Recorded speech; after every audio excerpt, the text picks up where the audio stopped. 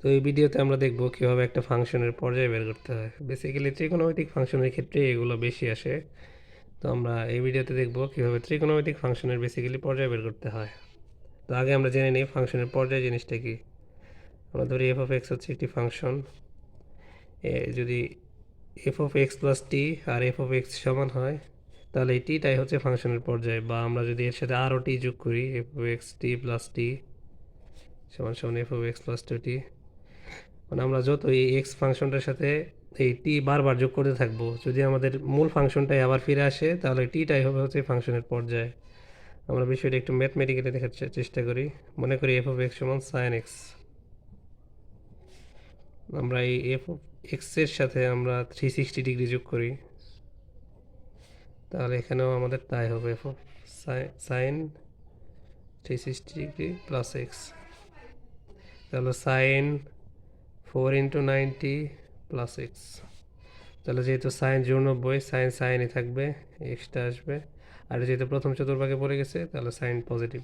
তার মানে দেখেন তো এফ অফ এক্স প্লাস 360 আর এফ অফ এক্স সেম না, equal to f of x.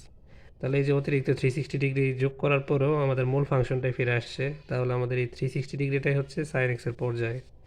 তাহলে আমাদের সাইন এক্সের পর্যায় এটা হবে হচ্ছে 360 ডিগ্রি। ঠিক সিমিলারলি আমাদের কজ এক্সের পর্যায় হবে হচ্ছে 360 ডিগ্রি। আমাদের টেন এক্সের পর্যায় হচ্ছে 360 ডিগ্রি। সেগুলো আমরা পর্যায় জিনিসটা বুঝতে পারছি। তবে এগুলোর উপর যদি পাওয়ার থাকে, যেমন sine to the power 4x, sine square x, আচ্ছা আমরা সাইন স্কোয়ার এক্স এটা একটু দেখার চেষ্টা করি। মনে করি y equal to sine square x, আমরা ওয়াই না দিয়ে এফ অফ এক্স দিই, বা এফ অফ এক্স প্লাস আমরা 180 ডিগ্রি দিয়ে দেখি।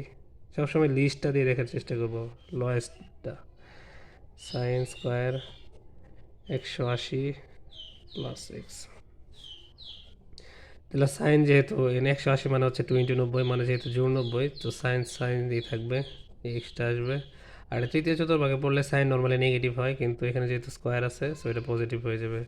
তাহলে দেখেন আমরা এই 180 যোগ করার পরেও আমাদের মেইন ফাংশনটাই আবার চলে আসছে। তার মানে সাইন স্কোয়ার এক্সের পর্যায় হবে হচ্ছে 180 ডিগ্রি।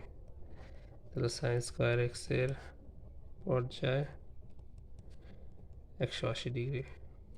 ঠিক সিমিলারলি কস স্কোয়ার এক্সের পর্যায় 180 ডিগ্রি।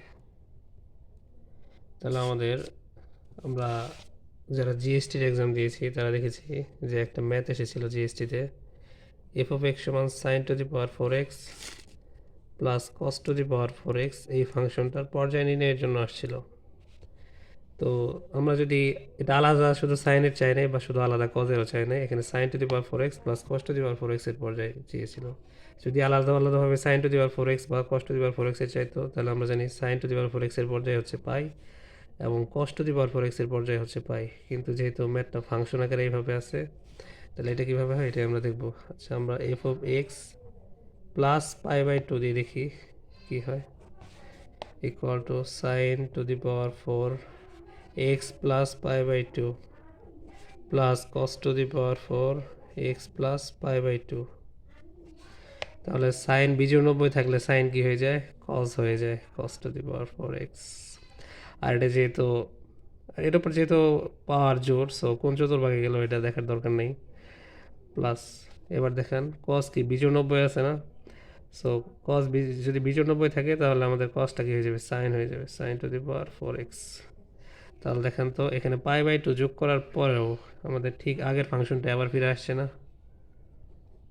তাহলে আমাদের এখানে π/2ই হবে হচ্ছে কি ওই ফাংশনটার পর্যায়। সুতরাং sine to the power 4x plus cos to the power 4x এর পর্যায় π/2, এর পর্যায় হবে π/2। তো ম্যাথটা খুব ইজি ছিল, এই তো।